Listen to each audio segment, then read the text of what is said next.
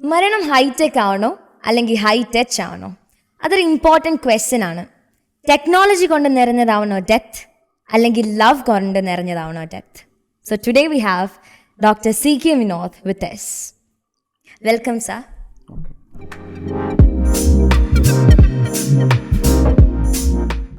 മീര പറഞ്ഞതുപോലെ മരണം high tech ആവണോ ഹൈ ടച്ച് ആവണോ എന്ന് ചോദിച്ചാൽ ആ ചോദ്യത്തിന് ഉത്തരം എന്താണ് മരണം എന്നതാണ്. മരണം എന്ന് പറയുന്നത് ഒരു വളരെ നാച്ചുറലായിട്ടുള്ള ഒരു പ്രതിഭാസമാണ്. പലപ്പോഴും മരണത്തെ നമ്മൾ പല ആഘോഷങ്ങളായിട്ട് പോലും പറയാറുണ്ട്, മരണം ആഘോഷിക്കപ്പെടാറുണ്ട്. അപ്പോൾ അത് പലപ്പോഴും ആരും പ്ലാൻ ചെയ്യാറില്ല. എനിക്ക് തോന്നുന്നത് ഏറ്റവും വൃത്തിയായിട്ട് ഏറ്റവും നന്നായിട്ട് പ്ലാൻ ചെയ്യേണ്ട സാധനമാണ് മരണം. 90% മരണങ്ങളും ഞാൻ പറഞ്ഞൊരു പ്രോസസ്സാണ്. മരണത്തിൻ്റെ പ്രോസസ്സുണ്ട്. ആ പ്രോസസ്സിൽ നമുക്ക് ഒരുപാട് റോളുണ്ട്. ഓരോ വ്യക്തികൾക്കും അവരവരുടെ മരണത്തെ കൃത്യമായി നിർണ്ണയിക്കുക എന്ന് പറഞ്ഞാൽ എങ്ങനെ ആയിരിക്കണം. ഞാൻ ഉദ്ദേശിക്കുന്നത് എങ്ങനെ മരിക്കണം എന്നല്ല, ആ മരിക്കുന്ന ആ സമയങ്ങളിൽ ചില തീരുമാനങ്ങൾ എടുക്കേണ്ടി വരും. ഉദാഹരണം പറഞ്ഞാൽ, എനിക്ക് വേദനയുള്ള മരണം എനിക്ക് പാടില്ല,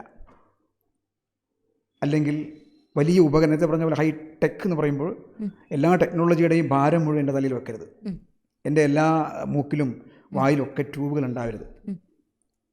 അതുപോലെ തന്നെ ഹൈ ടച്ച് എന്ന് പറയുമ്പോൾ എൻ്റെ ഏറ്റവും പ്രിയപ്പെട്ട ആളുടെ ഇടയിൽ നിന്ന് എനിക്ക് എന്തോണം പിരിഞ്ഞു പോകണം. അങ്ങനെ പിരിയണമെങ്കിൽ അതിനിടയിലൊരു ICU മുറിയുടെ ഭിത്തി ഉണ്ടാവരുത്, കണ്ണാടി കൂടിനുള്ളിലാവരുത്. അപ്പോൾ എൻ്റെ ഏറ്റവും പ്രിയപ്പെട്ട ആൾക്കാർക്ക് എന്നെ വന്നിട്ട് തൊടാൻ പോലും കഴിയാത്ത തരത്തിൽ എന്നെ ഒരു മുറിയിലാക്കി ഒറ്റയ്ക്കാക്കുന്ന ഏകാന്തമായ മരണം എനിക്ക് വേണ്ടാന്ന് എഴുതി വെക്കാൻ നമുക്ക് കഴിയും. അങ്ങനെ മരണം ഏത് രീതിയിലാവണമെന്ന് ഒരു പരിധിവരെ, എല്ലായിടത്തിനും പറ്റില്ല, തീരുമാനിക്കാനുള്ള ഒരാളുടെ അധികാരാവകാശങ്ങൾ അത് പ്രയോഗിക്കാനുള്ള ഏറ്റവും നല്ല വഴിയാണ് ലിവിങ് വിൽ എഴുതി വെക്കുക എന്നുള്ളത്. എന്താണ് ലിവിങ് വിൽ? ലിവിങ് വിൽ എന്ന് പറയുന്നത് നമുക്ക് സ്വന്തമായി തീരുമാനമെടുക്കാൻ കഴിയുന്നൊരു സമയമുണ്ട്. സമയം എന്ന് പറയുന്നത് അപ്പോൾ ഈ മരണം കഴിഞ്ഞിട്ടുള്ള വില്ലും ഇതും തമ്മിൽ നല്ല വ്യത്യാസം. മരണം കഴിഞ്ഞ വില്ലെന്ന് പറഞ്ഞാൽ മരിച്ചതിന് ശേഷം എൻ്റെ സ്വത്തും കാര്യങ്ങളൊക്കെ ആർക്കെല്ലാം കൊടുക്കണമെന്ന് എഴുതി വെക്കുന്നത് മരണപത്രം. ഇവിടെ ഞാൻ നേരത്തെ പറഞ്ഞ ഒരു മരണത്തിൻ്റെ പ്രോസസ്സിൽ എനിക്കുണ്ടായേക്കാവുന്ന പ്രയാസങ്ങളെയും പ്രശ്നങ്ങളെയും വേദന ഉൾപ്പെടെ പരിഹരിക്കാനുള്ള മാർഗങ്ങൾ എഴുതി വെക്കാം. ഉദാഹരണം പറഞ്ഞാൽ, എനിക്ക് മോർഫിൻ ഗുളിക തരണം, അല്ലെങ്കിൽ എനിക്ക് വേദനയ്ക്കുള്ള ഇഞ്ചക്ഷൻ തരണം, നല്ല ശ്വാസം മുട്ടണം, എനിക്ക് എന്ത് ചെയ്യണം, ഓക്സിജൻ തരണം. ഇതൊക്കെ നമുക്ക് എഴുതി വെക്കാം. അങ്ങനെ എഴുതി വെക്കുമ്പോൾ ആ എഴുതി വെക്കുന്ന കാര്യങ്ങൾ 2 പേര് സാക്ഷികൾ എന്തും നമുക്ക് എഴുതാം. എന്ത് എഴുതി വെക്കാം. അത് ഒഫീഷ്യലി എഴുതാം. ഒഫീഷ്യലാക്കിയിട്ടാണ് ഈ ബില്ല് എഴുതുന്നത്. അപ്പോൾ 2 സാക്ഷികൾ ഉണ്ടാവണം. ഒന്ന് ഏറ്റവും അടുത്ത ബന്ധുവായിരിക്കും, ഒന്ന് വേറൊരാളും. അപ്പോൾ ഹോസ്പിറ്റലിൽ കൊണ്ടുപോകാൻ സമയത്ത് കൂടെ ഉണ്ടാവാൻ സാധ്യതയുള്ള ഒരാളാണ് രണ്ടാമത്തത്. ഇതിനിടയിൽ ഒരു ഗസറ്റ് ഓഫീസറോ നോട്ടറിയോ ഒക്കെ സൈൻ ചെയ്യണം. അങ്ങനെ ആകുമ്പോൾ ലിവിങ് വിൽ എന്തായി, ഒരു ഔദ്യോഗിക രേഖയെ മാറി. അത് നമ്മളെ ആരെയും അടുത്ത് ഏൽപ്പിക്കുന്നു. അപ്പോൾ ആ മരണത്തിൻ്റെ ആ സമയത്ത്, ആ പീരീഡ്സിൽ അത് ആ ഡയറക്ഷൻ വെച്ചിട്ട് ആകാവുന്നതൊക്കെ എന്ത് ചെയ്യാം, പ്രാവർത്തിയാക്കാൻ പറ്റും. അതാണ് ലിവിങ് വില്ലിൻ്റെ പ്രത്യേകത. അപ്പോൾ പലപ്പോഴും മരണത്തെ പലപ്പോഴും ഒരു ഹെൽത്ത് ഇൻഡസ്ട്രിയുടെ ഭാഗമായിട്ട് മരണത്തെ എന്ത് ചെയ്യാറുണ്ട്, പലപ്പോഴും ഉപയോഗപ്പെടുത്താറുണ്ട്. ഉദാഹരണം പറഞ്ഞാൽ, വെന്റിലേറ്റർ സൗകര്യം പോലും നമ്മൾ പലപ്പോഴും കേൾക്കേണ്ടത് ശരിവറ്റാവാം, ഇന്ന് മരിക്കുന്ന ആളെ വെറുതെ ദീർഘിപ്പിച്ചു കൊണ്ടുപോകുന്ന അവസ്ഥ പലപ്പോഴും ഉണ്ടാവാറുണ്ട് വെന്റിലേറ്റർ ഉപയോഗിച്ചിട്ട്. അതൊരു എക്കണോമിയുടെ മരണം ഒരു ട്രേഡായി മാറുന്നുണ്ടോ? തീർച്ചയായിട്ടും അങ്ങനെ ഒരു സംഗതി കൂടി ഇപ്പം വരുന്നുണ്ട്. അതുകൊണ്ട് തന്നെയാണ് നിലവിലുള്ള ഈ സെനാരിയോ മരണത്തെ അങ്ങേയറ്റം കച്ചവടവൽക്കരിക്കുന്ന ഒരു സമീപനം നമ്മൾ കാണുന്നു. അവിടെയാണ് നമ്മുടെ ഈ ലിവിങ് വില്ലിൻ്റെയും അതുപോലെ മരണം വളരെ സുഖമായിട്ട്, ശാന്തമായിട്ട്, സൗമ്യമായിട്ട്, വളരെ സ്നേഹത്തോടെയും ഇഷ്ടത്തോടെയും സ്വീകരിക്കപ്പെടുകയും കടന്നു പോവുകയും ചെയ്യേണ്ട പ്രതിഭാസമായിട്ട് മാറ്റേണ്ടത് അത് ഓരോ വ്യക്തികളും ചെയ്യേണ്ട കാര്യമാണ്. അപ്പോൾ അങ്ങനെ വരുമ്പോൾ വാസ്തവത്തിൽ ഡെത്ത് പ്ലാനിങ് എന്ന് പറഞ്ഞാൽ ശരിക്കും പറഞ്ഞാൽ ലൈഫ് പ്ലാനിങ് ആണ്. കാരണം അങ്ങനെ ഒരു വൃത്തിയിൽ ഡെത്ത് പ്ലാൻ ചെയ്ത് വെച്ചാൽ ജീവിതം എന്തായി, ഹാപ്പിയായി. കാരണം ഒരു മനുഷ്യൻ ഏറ്റവും ഭയപ്പെടുന്നത് മരണത്തെയാണ്. ആ ഭയപ്പെടുന്ന സംഗതി വളരെ സ്വീകാര്യമാകുന്ന രീതിയിലാക്കി മാറ്റിയാൽ സന്തോഷകരമാക്കി. മരണം സന്തോഷമാക്കുക എന്ന് പറഞ്ഞാൽ ആ വാക്കിന് യോജിക്കില്ല, പക്ഷേ എങ്കിലും സന്തോഷകരമാക്കാം. കാരണം അനിവാര്യമായ മരണത്തെ നമ്മൾ എന്താ പറയുക സന്തോഷപൂർവ്വം സ്വീകരിക്കുക എന്നുള്ള സമീപനം ആണ് നമ്മൾ എന്ത് ചെയ്യുന്നത്, സ്വീകരിക്കുന്നത്.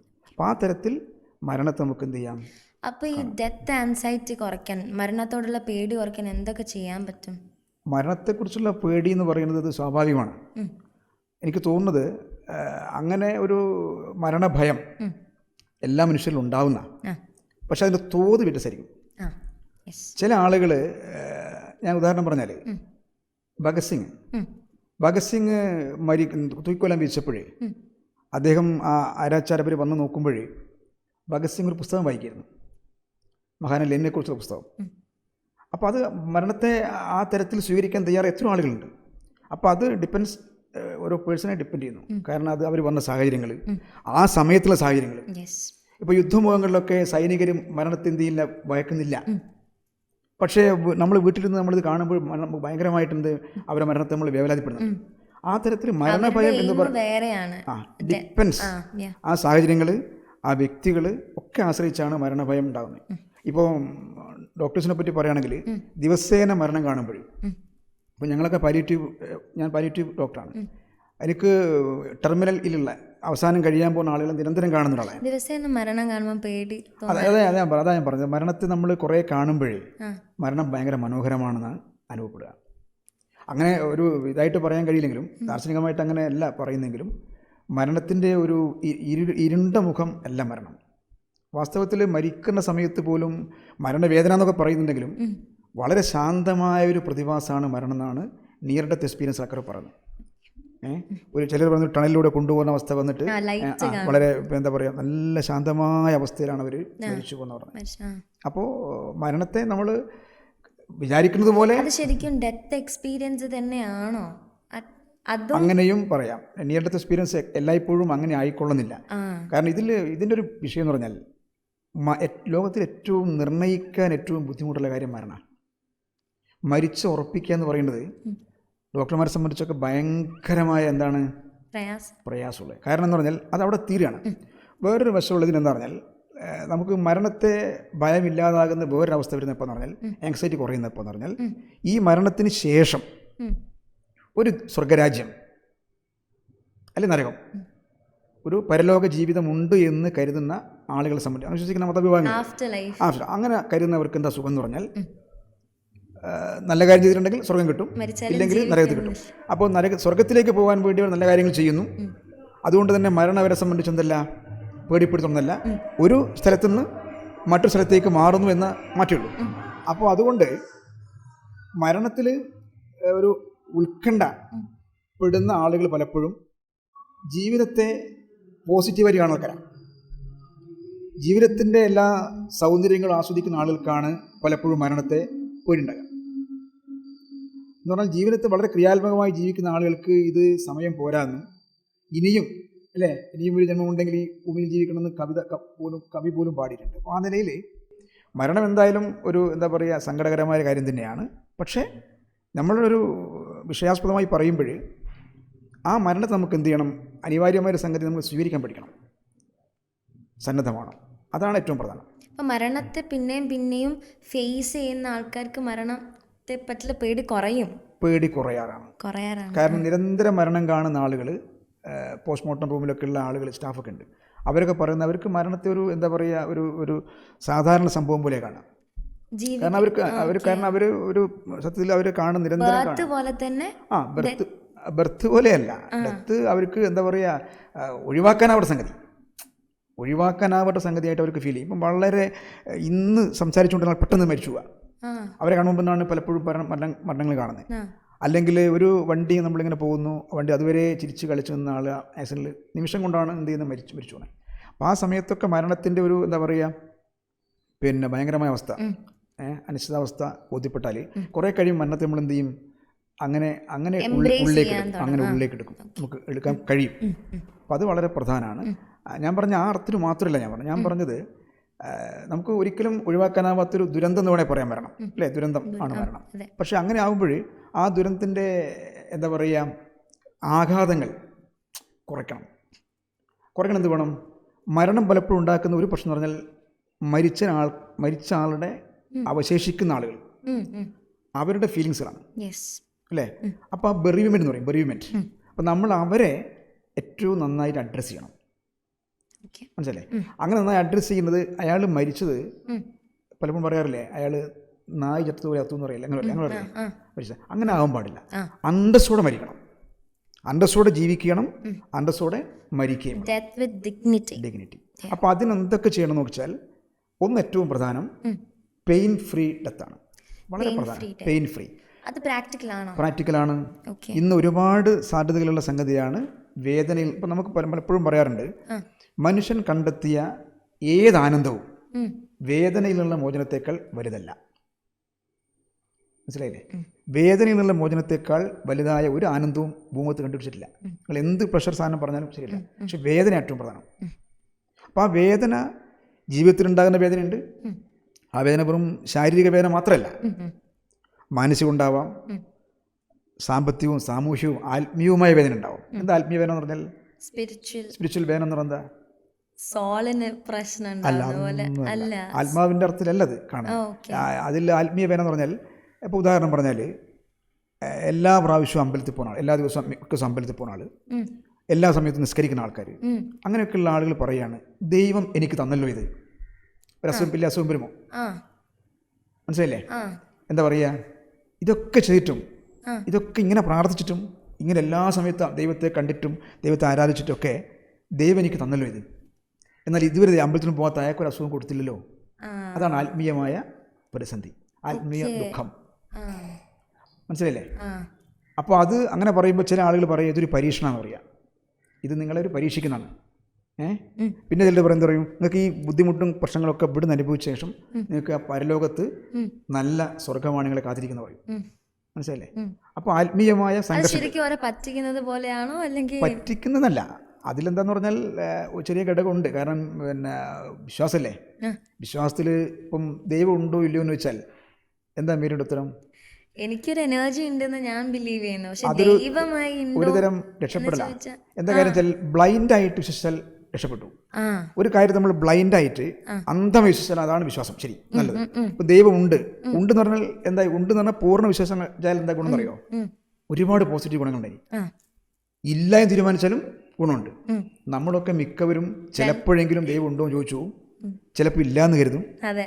ചിലർ മിക്ക ദൈവം ഉണ്ടെന്ന് അമ്പലത്തിൽ പോയി കരുതുന്ന ആൾക്കാരും ചിലപ്പോൾ പറയുന്നറിയോ, ദൈവം ഉണ്ടോ, ഒരു സംശയം തോന്നും. കാരണം എന്തറിയോ, ചില ഘട്ടങ്ങളിൽ നമുക്ക് തോന്നും, അയ്യോ അവനൊക്കെ മരിച്ചുപോയില്ലേ, അവനെ കൊന്നില്ലേ ദൈവം, അല്ലേ, അവനാ പാവത്തിനെ കൊല്ലേണ്ട കാര്യം ഉണ്ടായിരുന്നു. അപ്പോൾ ദൈവം എന്താണ്, ഉണ്ടോ സംശയം നമുക്ക്.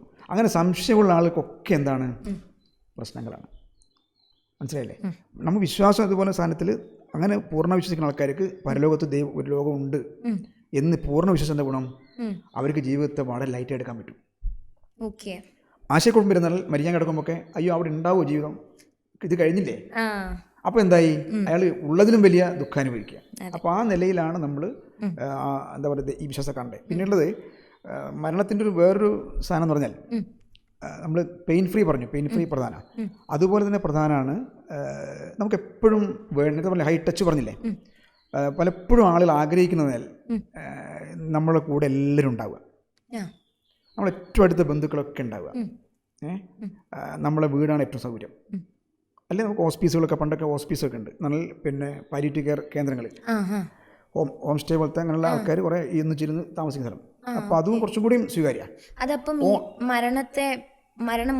മരണം ഇപ്പം ഏകദേശം ഒരു പിന്നെ എന്താ മരിക്കും എന്ന് ഉറപ്പൊക്കെയുള്ള സമയത്ത്, ഇപ്പം ഞാൻ പറയട്ടെ, പല അസുഖങ്ങളും ഇപ്പം ഉദാഹരണം പറഞ്ഞാൽ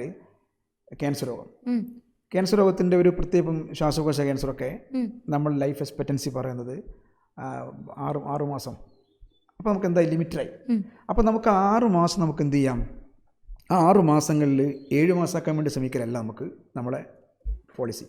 നമ്മുടെ പോളിസി എന്ന് പറഞ്ഞാൽ ഈ 6 മാസങ്ങളിൽ ആ ദിവസങ്ങളിൽ ജീവിതം നിറയ്ക്കുക, സന്തോഷത്തോടെ ജീവിതം നിറയ്ക്കുക. ആ ജീവിതം എന്തായിരിക്കണം എന്നുള്ളത് തീരുമാനിക്കേണ്ടത് നമ്മളല്ല, അതാരാണ്? ഈ പറഞ്ഞ വ്യക്തി തന്നെയാണ്.